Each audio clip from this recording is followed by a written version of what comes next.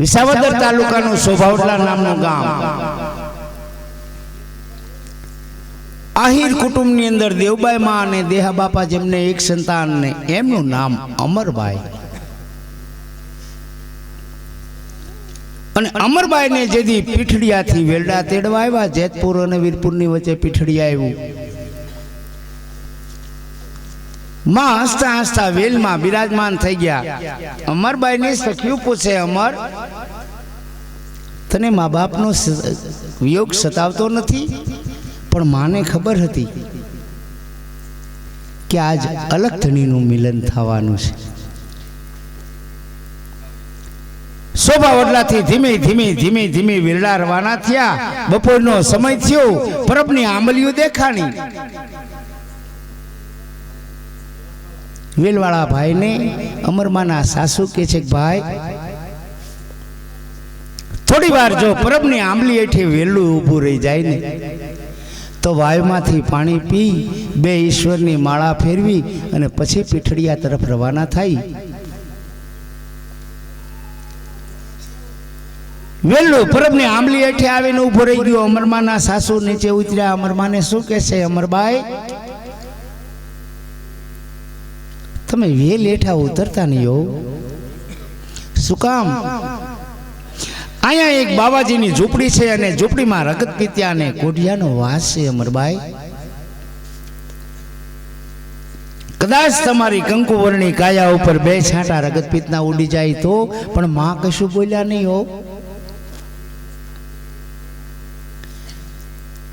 અમરમાના સાસુ વાવની અંદર પાણી પીવા ઉતર્યા. માં વેલડામાં બિરાજમાન, પણ એ સમયે માને કાને શું અવાજ અથડાય છે. કોઈને વેદનાઓ થતી હોય ને આવા અવાજ અથડાવા મળ્યા. ધીમેથી વેલ નીચે પગ મૂક્યો. પરબને ચારે બાજુ થોરની વાડ, એક ઝાંપલી, અને એ વાડમાંથી માએ હું દ્રશ્ય નિહાળ્યું. બ્રાહ્મણ જ્ઞાતિના ડોશીમાં ઉજમ્માને રગતપિત્તનો રોગ થયેલો અને ગામના કહેવાથી હગો દીકરો દરિયે નાખી આવ્યો. અને ત્યાંથી દેવીદાસ બાપુ જોડીમાં લઈ પોતાની ઝૂંપડીમાં લાવી ખૂબ સેવા કરી. પણ બે ગાલે બે સાંઠા રગતપિત્તના રહી ગયેલા અને એમાંથી ટીપું ટીપું પરવું વહી.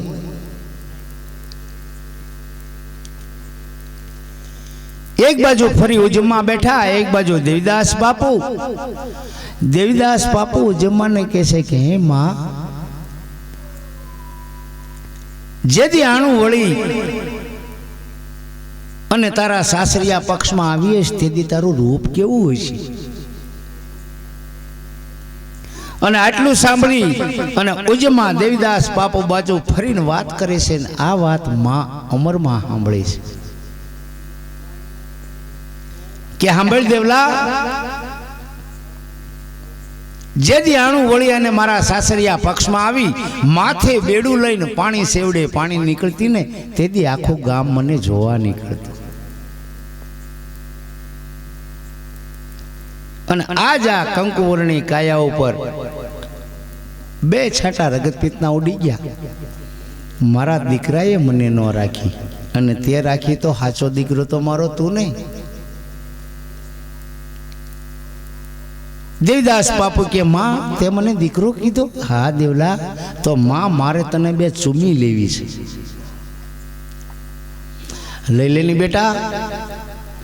દેવીદાસ બાપુ ઊભા થઈ અને બે ગાલે રગતપિત્તના સાંઠા હતા ને ટીપું ટીપું પરવું વહેતું હતું ને બે ગાલે બે ચૂમી લઈ અને રગતપિત્ત પોતાના શરીરમાં ઉતારી દીધો. અને આ સમયે માએ નક્કી કરી લીધું કે હવે તો ઓઢણું મોટા ધણીનું ઓઢવું છે. આ બાવાજી પાસે રોકાવામાં વાંધો નહીં હો. ધીમે ધીમે પોતાના અંગ ઉપરથી એક ઘરેણું ઉતારવા મળ્યા. અમરમાના સાસુએ આવીને જોયું, વીરડા ખાલી દેખાણા. પરબની ઝૂંપડી સામે દ્રષ્ટિ કરી અમરબાઈ પોતાના અંગ ઉપરથી એક ઘરેણું ઉતારે છે. અમરભાઈ ન્યા જવાય નહીં. તો માં પેલો શબ્દ કે છે ફૂઈ કદાચ ને પીઠડિયાના પાદરમાં આવી અને આ કંકુહરની કાયા ઉપર 2 છાંટા રગતપિત્તના ઉડી ગયા હોય અને મને અહીંયા મૂકવા મારા ધણીને ધક્કો થાય એ કરતા મારા અલગ ધણીનું ઘર તો આવી ગયું છે. ઘણું સમજાવ્યા માને, એક ટળી 2 થયા નહીં, ખાલી વેલડા રવાના થયા. અને એ સમયે દેવીદાસ બાપુ જાંપલી પાસે આવીને ઉભા છે અને પહેલો શબ્દ માને, દીકરી બેનબા કોણ છો?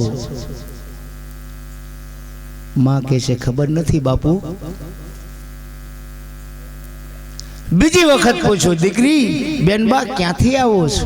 માં કે એ ખબર નથી. ત્રીજી વખત જઈ પૂછવામાં આવ્યું, દીકરી બેનબા ક્યાં જાવું છે? અને તેદી માએ કીધું તો બાપુ એ ખબર નથી. અને હકીકતમાં મિત્રો કોણ છે, ક્યાંથી આવ્યા, ક્યાં જવું છે, આ 3 ખબર ન હોય ને એની ખબર તો મારો ખાવન ધણી રાખે હો. શું નામ છે બેન? અમરબાઈ નામ છે બાપુ. અમરબાઈ પરબનો તો ઈ ધર્મ છે કે 18 આલમનો ટુકડો માગી અને આ રગત પીત્યા અને મૂંડિયાને ખવરાવે ને ઈ પરબનો ધર્મ છે. માં કહે છે બાપુ મને મંજૂર છે. હાથમાં જોડી ઉપાડી લીધી, સદદેવીદાસ સદદેવીદાસ સદદેવીદાસ. પણ મનની અંદર વિચાર કરે, સાચા સદગુરુનું મિલન થઈ ગયું, જન્મ મરણના ધક્કા મટી ગયા. અને આ દ્રશ્ય શારદલ પીર બાપાએ જોયું અને માની ચૂંદડી બોલ્યા છે.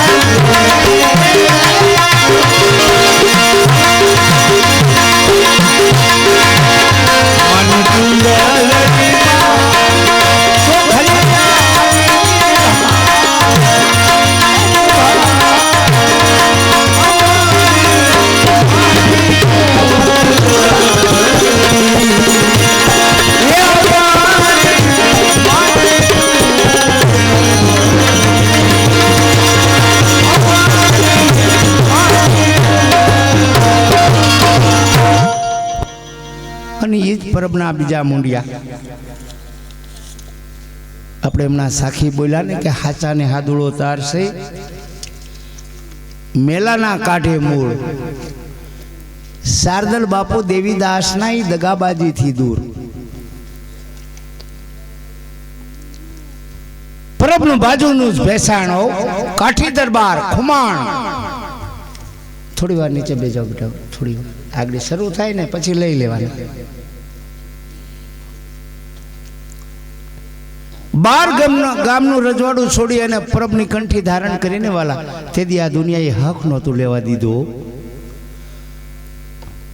નવા વેણ બોલતા અને આ વાતને જાણ દેવીદાસ બાપુને થઈ. માનવ મેરામણને બોલાવી એક બાજુ અમરમાં એક બાજુ શારદલ પીર બાપા અલગ ધણીને યાદ કરી બંને ઉપર હાથ રાખ્યા, હાટ પિંજર બનાવી દીધા. અને તે દી આ દુનિયાને પૂછ્યું હતું કે લ્યો ભાઈ ઓળખી લ્યો આમાં કોણ બેન છે ને કોણ ભાઈ છે.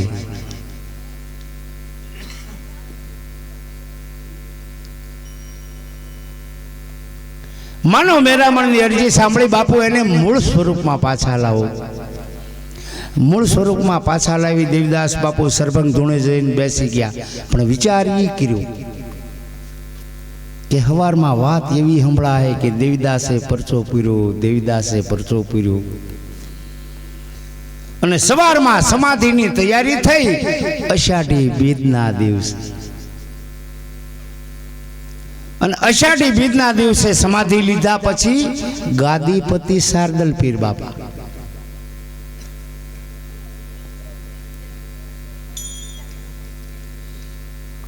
થોડી વાર આ પરબની વાતો હાલે ત્યાં સુધી તો હરખા બેહો. આ એક આત્માને શ્રદ્ધાંજલિ અર્પણ થાય છે, પછી તો કરવી જ છે વાહેથી.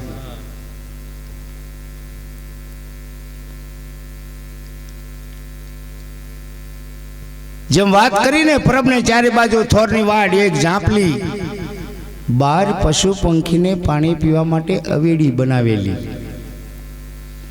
અને ચારણ 12 ભેંસું લઈને પડેલા. સંધ્યા આરતીનો ટાઈમ થાય, શારદલ પીર બાપા સંધ્યા આરતીના ધૂપિયા ભરતા હોય, એમાં ચારણ અને ચારણિયાની અવેડીની કાંઠે આવીને ઉભા રહી જાય, બાપાને પોકાર કરે. પણ કેવા કે બાપુ તમારો દેવીદાસ બધાયને બધું આપે, અમારું એક વાંજિયા મેણું નથી ભાંગતો. અમારું વાંજિયા મેણું નથી ભાંગતો. કાયમ આવા પોકાર કરે. એક દિવસના સમયે શારદલ પીર બાપાના મુખમાંથી શબ્દ નીકળી ગયો કે જા ભાઈ, મારો દેવીદાસ તને દીકરો આપશે. અને આ વાતને વર્ષથી વર્ષ થઈ ગયું, પણ ચારણની ઘેરે દીકરાને બદલે દીકરીનો જન્મ થયો. હવા મહિનો બાપાને ખબર પડવા ન દીધી. હવા મહિને સંધ્યા આરતીના ટાઈમે ચારણ અને ચારણિયાની નાની એવી છોકરી હાથમાં તેડી અને અવેડીની કાંઠે ઊભા રહી ગયા. શારદલ પીર બાપા સંધ્યા આરતીના ધૂપિયા ભરે, એમાં ચારણ ચારણિયાની કે છે સાંભળો છો? શારદલ પીર બાપા તો કહેતા હતા મારો દેવીદાસ દીકરો દે. આ તો દીકરીનો જન્મ થયો, પણ કાંઈ વાંધો નહીં, આપણું વાંજિયા મેણું ભાંગ્યું ને. અને આ શબ્દ બાપા સાંભળી ગયા. શું બોલ્યો ભાઈ? થોડોક નજીક આવી તો વાલા. ચારણ અને ચારણિયાની નાની એવી છોકરી હાથમાં તેડી બાપાની નજીક ગયા. કાંઈ નહીં બાપુ, તમે તો કહેતા હતા કે મારો દેવીદાસ દીકરો દે. આ તો દીકરીનો જન્મ થયો, પણ બાપુ અમારું વાંજિયા મેણું ભાંગ્યું ને. અને દીકરીનો જન્મ થયો સાટલું સાંભળ્યું, બાવાજીની ભ્રકુટી ફરી ગઈ. સંધ્યા આરતીના ધૂપિયા હેઠા મૂકી દીધા. ચારણિયાણીની હાથમાંથી છોકરી આંચકી લીધી. બાજુમાં નજર કરી તો 18 આલમ પાણી પીવે એ કુંડ જોઈએ. આ છોકરીને કુંડમાં ડુબાડી દીધી. અને બહાર કાઢીને કીધું, લે વાલા, મારો દેવીદાસ કોઈ દી ખોટો ન હોય. એ દીકરીમાંથી દીકરા બનાવે ને એને યાદ કરવા પડે.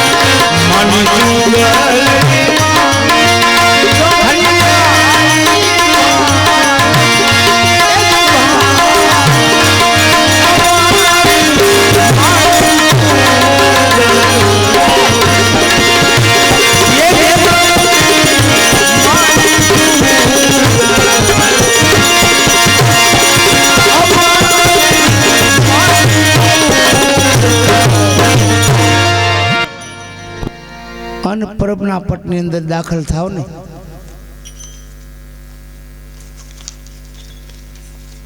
એટલે હામી દરગાહ દેખાય. સાંઈ સેલાણી બાપુ મુસ્લિમ બિરાદર ધોરાજીમાં હુરમમાં દેવીદાસ બાપુના ગુણગાન ગાઈને લોકો હેરાન કરે.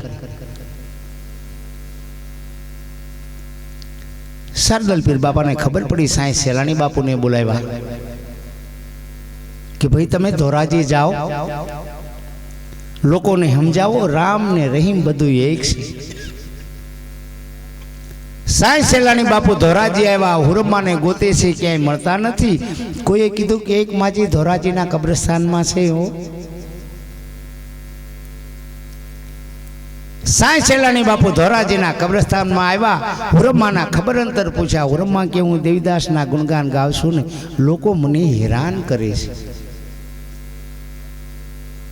અને આ સમયે 15-20 મુસ્લિમ બિરાદર ભાઈઓ એક જનાદો લઈ અને મયતની દફન વિધિ કરવા માટે આવ્યા. સાંઈ સેલાણી બાપુ કે બાપા રામ ને રહીમ બધું એક છે. પેલા લોકો કે એમ અમે ન માની. પ્રમાણ આપો. પ્રમાણ શું પ્રમાણ જોઈએ? કે 2 કલાક પહેલા અમારા માતુશ્રીમાં મરિયમ આનું મૃત્યુ થયું છે, જો ઈ બોલે ને તો સાચું માની.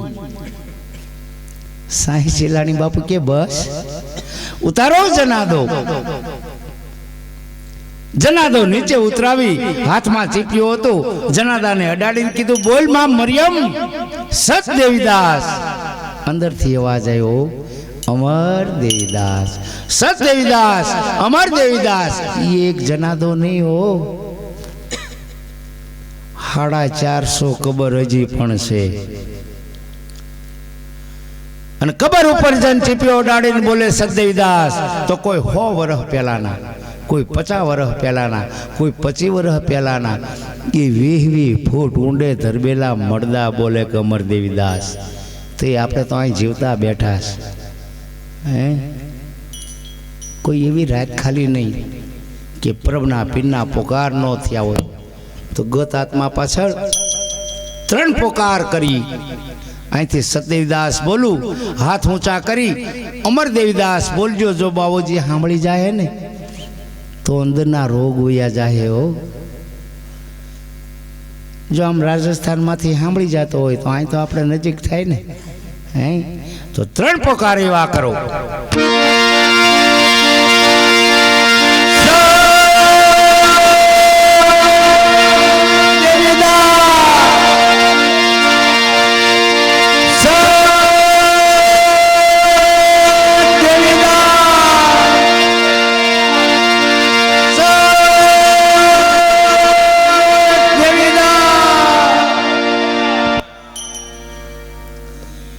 ધોરાજી માં બાબાજીએ ધૂમ મચાવી ખૂબ બતાવ્યો ડારો। 18 વરણ એક પ્યાલે નુરીજને નજરે નિહાળ્યો।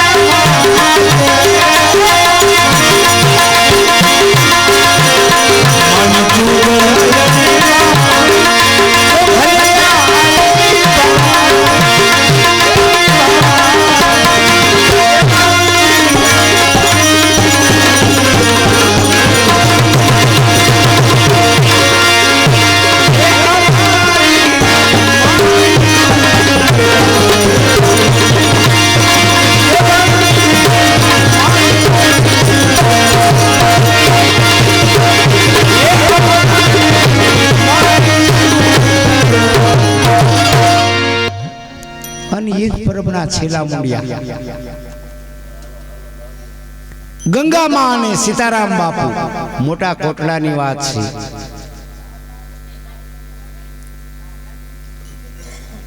તેથી તો આ લાઈટ ને માઈક ને કાંઈ નહીં પણ ધીમું ધીમું ફાનસ બળતું હોય।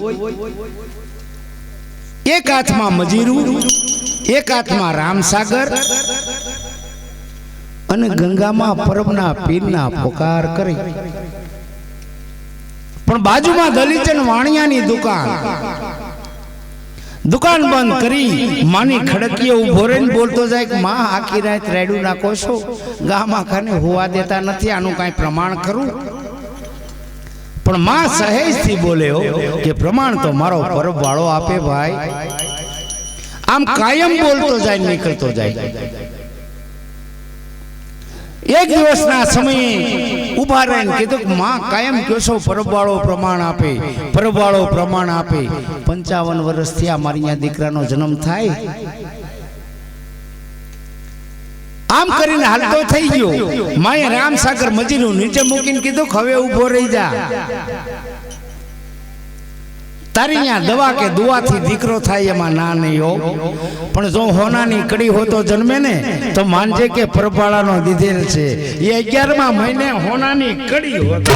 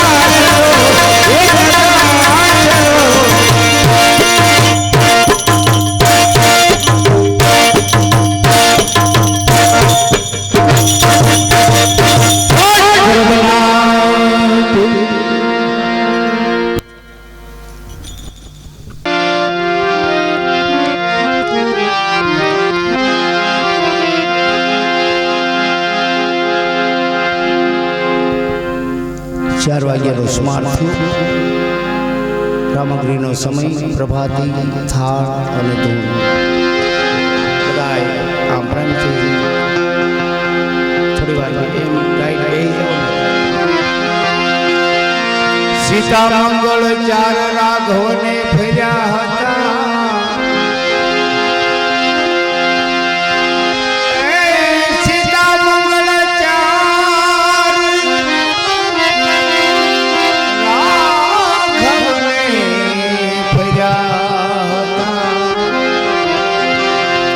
જોયું નહીં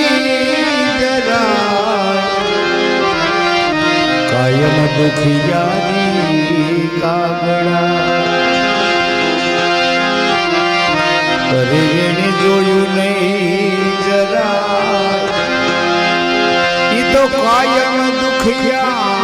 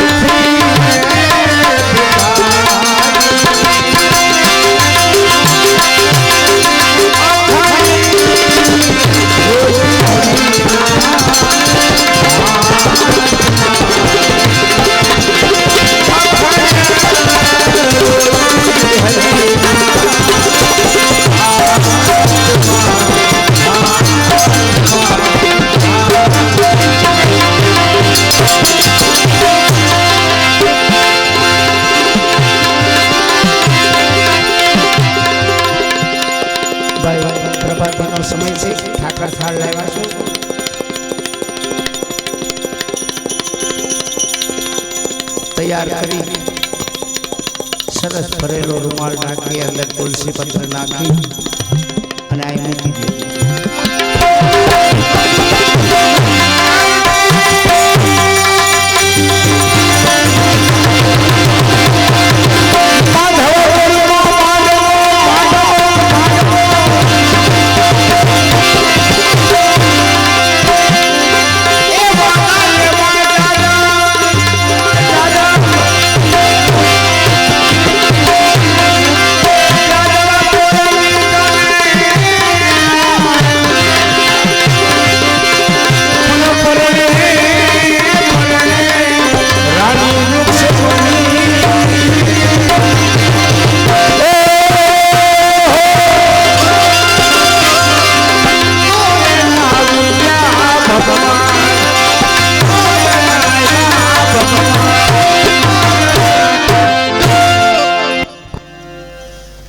સહનશીલતાની મૂર્તિ એટલે નારી.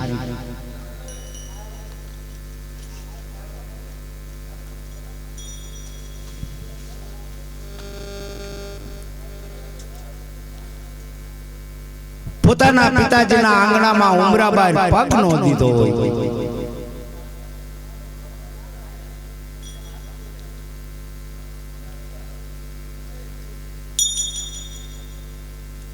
પણ સાસરે જાય ત્યાં કેવું મળ્યું કેવું નહીં, આ બધું સહન કરવાની શક્તિ નારીમાં હોય છે.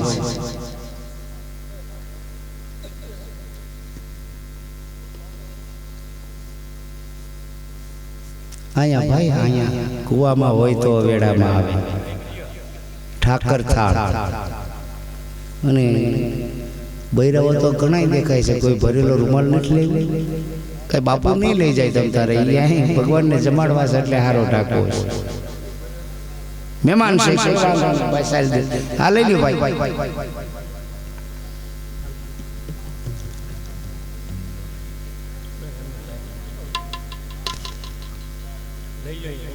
એ રૂમાલ લઈ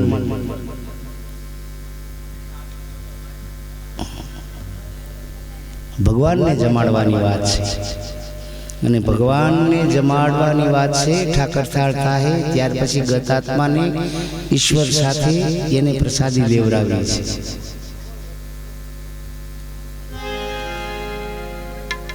કોઈ સંતોએ જોયું કે આહા નારી ઉપર કેટલું દુઃખ છે અને આ પ્રભાતી લખી છે.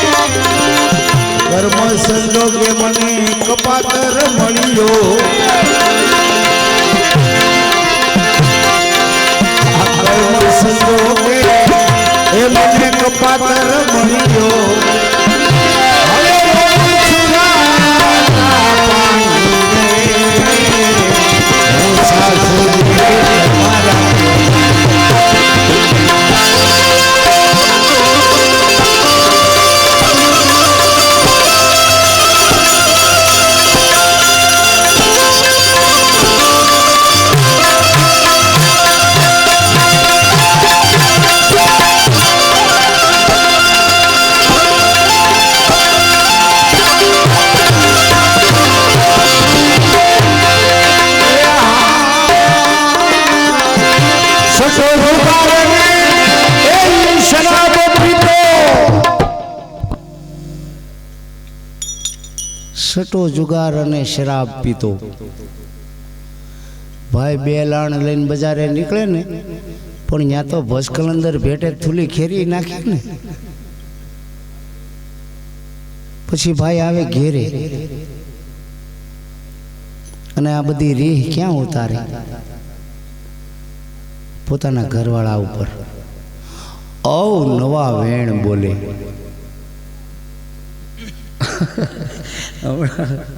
આપણે કાતરનો કાર્યક્રમ મેં કીધું બેનો હવે તો આપણે દેવી પૂજક સમાજ આમ 95% પૂગી ગયો છે સુધારામાં પણ ક્યાંક એવું કોઈ હોય ને તો જરાક તમે ધ્યાન રાખતા રહેજો અને એને એ વસ્તુમાંથી બંધ કરાવી દો તો એક બેન સામે બેઠા હતા ને તાણે જ કે બાપુ આ તમે કહો છો ને પહેલાં એ 6 લેતા હવે હું 3 જ લઈ આવી દઉં છું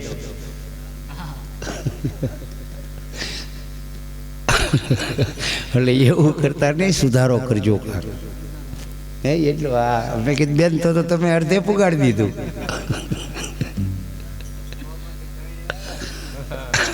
નાના પાછા તાણીથી બોલ્યા મને કે બાપુ એટલે મેં કીધું કાંઈ બીજી ભજનની ફરમાઈશ હશે એટલે મને કે બાપુ તમે કીધું ને સુધારો લાવજો 95% હવે સુધારો થઈ ગયો છે એ કે એ 6 લેતા તો હવે તો હું 3 જ લઈ આવી દઉં છું પછી એ પોતે લઈ આવી હતી મેં કીધું બેન આમાં તો સુધારો હું મરી જાય તે દી આવશે હે સટો જુગાર અને શરાબ પીતો બોલે બહુ બુરી વાણી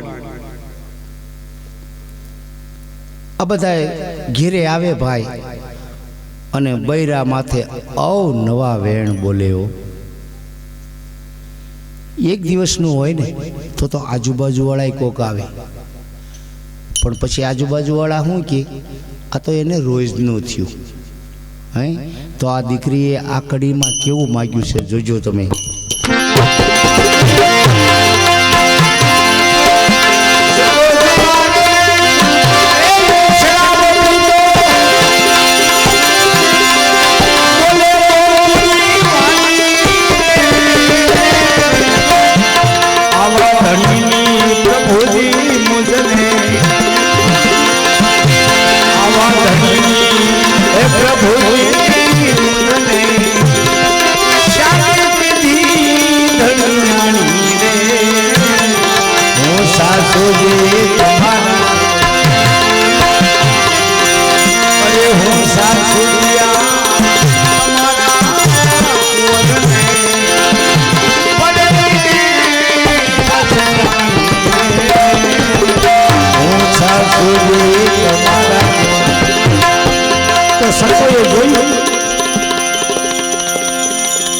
વિચાર એવો કર્યો કે વ્યવસ્થિત ઠેકાણું હોય તો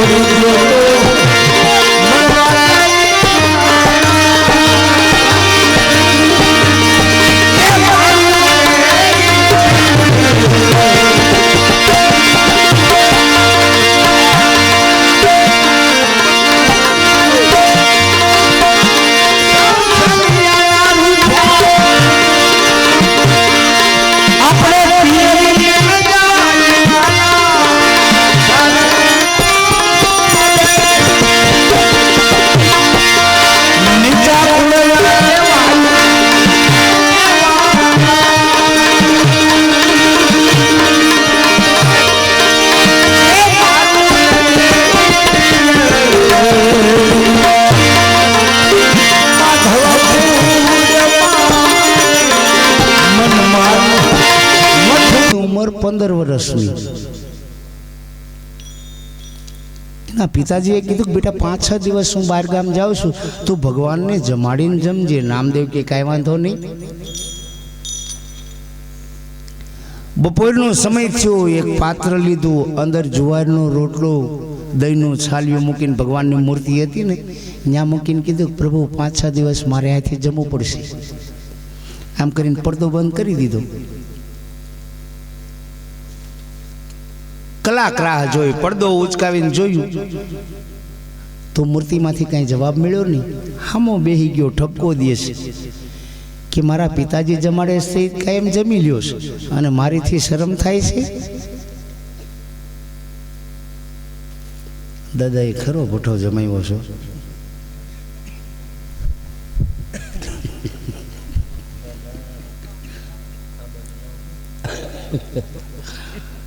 બેગ દમાને મારવા દેજો નહીં કે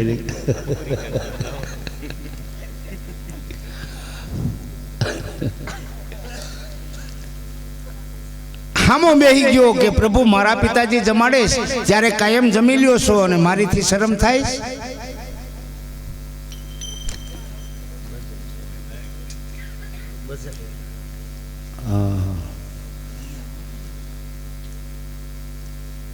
હાંજ પડી,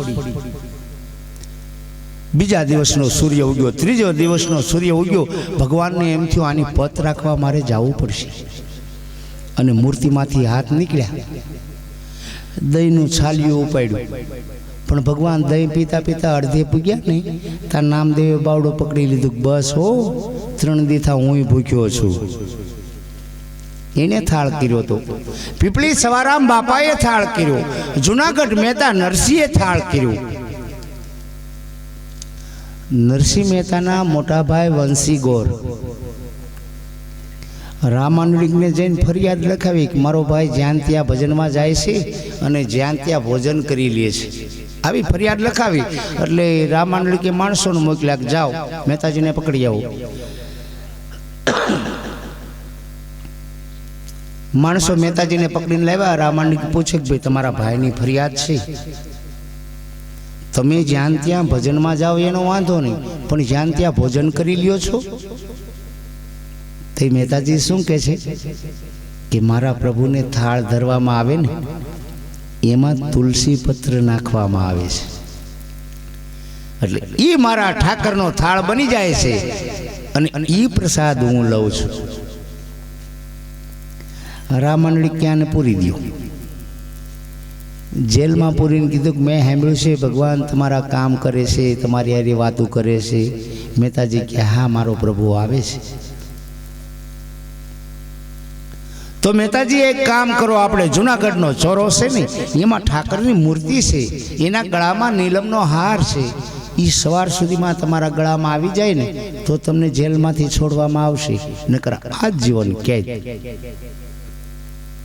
આમ કરીને દ્વાર બંધ કરાવી દીધા. પણ મધ્યરાત્રિનો સમય થયો ને ત્યાં દ્વારકાનો ના થયો કે મહેતાજી મારી માટે એટલું દુઃખ સહન કરવું પડે. તે મહેતાજી શું કહે છે કે ભગવાન આ તો દુઃખ પડે છે ને એટલે આવો છો. નીલમનો હાર પહેરાવી ભગવાન અંતર ધ્યાન થઈ ગયા. સવારનો સૂર્ય ઉગ્યો. રામાનુડી કે દ્વાર ખોલાવ્યા. મહેતાજીના ગળામાં હાર જોયો ને પગમાં પડી ગયો કે આ તો તમારા ભાઈની ફરિયાદ હતી એટલે આ મારે કાર્ય કરવું પડ્યું. પણ મહેતાજીને જેલમાંથી છોડવામાં આવ્યા અને રાજના દરવાજે પૂગ્યા ને પાછો દ્વારકાનો નાથ હારે થઈ ગયો કે મહેતાજી 750 નાગરી હેરાન કરેશ ને, જાઓ જઈને કહી દો કે મારે હાગમટે અને હોનાની થાળીમાં જમાડવા છે. ભગવાનનો આદેશ થયો. મહેતાજી તો નીકળી ગયા, પણ 5 જગ્યાએ કીધું ને ત્યાં બધા હાંસી કરવા મળ્યા. હવે આને જમવાનો મેળ નથી અને એ હાગમટે હોનાની થાળીમાં જમાડશે. પણ 5 ડાયા હોય ને કે ભગવાન એના કામ કરે છે, કદાચ ને જમાડે તો જમાડે.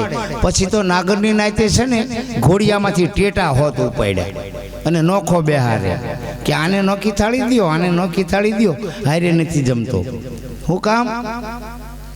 હોનાની ભાળી ગયા ને. અને ભગવાને હોનાની થાળી અને ભોજનમાં એવું આ લોકોનું મન લગાવી દીધું ને. અને પંગત કેવી પાડી કે એક બ્રાહ્મણ અને એક હરિજન, એક બ્રાહ્મણ અને એક હરિજન. પછી આ હમાએ જમી લીધું ને આજુબાજુમાં આમ લાઈનમાં જોયું ને તો કે મહેતાજીને ખોટું કહીશ, આપણે આ લાઈનમાં જ છીએ. એને થાળ કર્યો હતો. પાછું અહીં એવું જ બન્યું છો, ભગવાનને ભાગવું ભારે થઈ પડ્યું છે. સાધુના સ્વરૂપે વીરપુરમાં પાદરમાં જઈને ઉભા રહ્યા. જલારામ બાપાને કે મારે હવે વૃદ્ધપણું આવી ગયું, રસોઈ બનાવે એવું કોઈ છે નહીં. જલારામ બાપા કે હું શું મદદ કરું? કે તમારા બૈરાની માગણી કરું છું. અને જલારામ બાપાએ વીરબાઈ માનો હાથ લઈને હાથમાં આપી દીધો અને વિદાય આપી. પણ પછી પાદર પૂગ્યા ને તઈ અટવાણા કે હવે આનું શું કરવું, આને ક્યાં લઈ જવા? તે વીરબાઈ માને કે આ ઝંડો જોડી તમે પકડી રાખો ને, હું બાથરૂમ જાતો હોઉં. એ ગેસ હજી નથી આવ્યા. એમ 11 વર્ષની ઉંમરે કૃષ્ણ પરમાત્મા માં યશોદાને કહે છે કે માં મને બહુ ભૂખ લાગી છે, મને જલ્દી જમવાનું દે. માં યશોદા કે કાના હું મૈડા વલોવું છું, થોડી વાર ખમી જા ને પછી તને એવી રસોઈ બનાવી દઉં. અને ભગવાનને રીહ ચડી ગઈ અને કદમના ઝાડ ઉપર ચડી ગયા. તો ગત આત્મા પાછળ આજ માં યશોદાએ થોડોક એને મનાવે, આપણે થોડુંક એની પ્રાર્થના કરીએ